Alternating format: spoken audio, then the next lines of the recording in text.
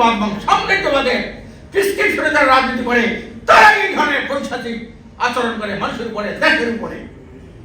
সংগ্রামী ভাই আমার, এই জন্যে পরিষ্কার বলতে চাই, একমাত্র মুক্তির পথ কোনটা? সর্বকালের সর্বশ্রেষ্ঠ মহামানব, সর্বকালের সর্বশ্রেষ্ঠ রাষ্ট্রনায়ক আমাদের প্রিয় নবী, উনি একটা কথা বলে গেছেন। ওনার বিদায় হজের সময় উনি বলেছেন, মান তারাক্তু ফিকুম আমরাইন লাম তাদিল্লু মা তামাসসাকতুম বিহিমা কিতাবাল্লাহি ওয়া সুন্নাতুর রাসূল।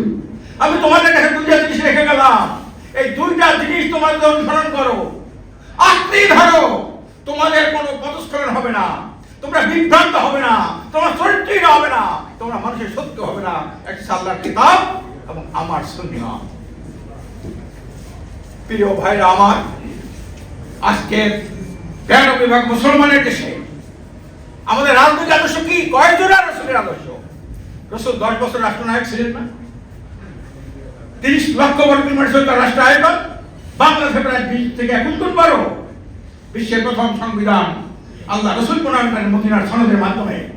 এই মদিনার সনদের মাধ্যমে মুসলিম, অমুসলিম, ইহুদি, খ্রিস্টান, পৌত্তলিক সহ কিভাবে সহাবস্থান করা যায় দেখাই গেল গানগুলো দিয়া। আর মুসলমান নামদারি তার শরিয়া বিশ্বাস করে না, আমরা শরিয়া বিশ্বাস করি না। এই কথা বললে ইমাম থাকে, মুসলমান দাবি করতে পারে, এরা সাম্রাজ্যবাদের দালাল এই কথা বলে, আধিপত্যবাদের গোলামের এই কথা বলে। একটা ইমানদার দেশপ্রেমিক মানুষ কখনো এই কথা বলতে পারে না আমি শরিয়াকে বিশ্বাস করি না। আমি পরিষ্কার বলি, আজকের যে অরাজকতা, 5 বার দুনিয়াতে বিশ্ব চ্যাম্পিয়ন হয়েছে, কি কারণে হয়েছে? হাজার হাজার 1400-1500 লোককে হাসিনা খুন করেছে, হাজার হাজার মানুষকে হত্যা করেছে, মানে পঙ্গু করেছে।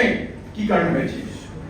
ইসলামী আদর্শ থাকলে, ইসলামী আদর্শ লালন করলে এইভাবে নির্মমভাবে মানুষ হত্যা করতে পারে না। কাজে আমি পরিষ্কার বলি, শরিয়া তারা চায় না, তারা সাম্রাজ্যবাদের দালাল, আধিপত্যবাদের দালাল না, শরিয়া চায় না। আজকে আমি জানা দিয়ে বলতে পারি, আজকে পশ্চিম আইন ভালো না ইসলামী আইন ভালো? আমি জানা দিয়ে বলতে পারি, ইসলামী আইনই একমাত্র শ্রেষ্ঠ আইন, ইসলাম ইজ দ্য বেস্ট এবং ইসলাম ইজ দ্য সলিউশন। এর বাইরে দেশের মানুষ যা ভুল করেছে আর ভুল করবে না।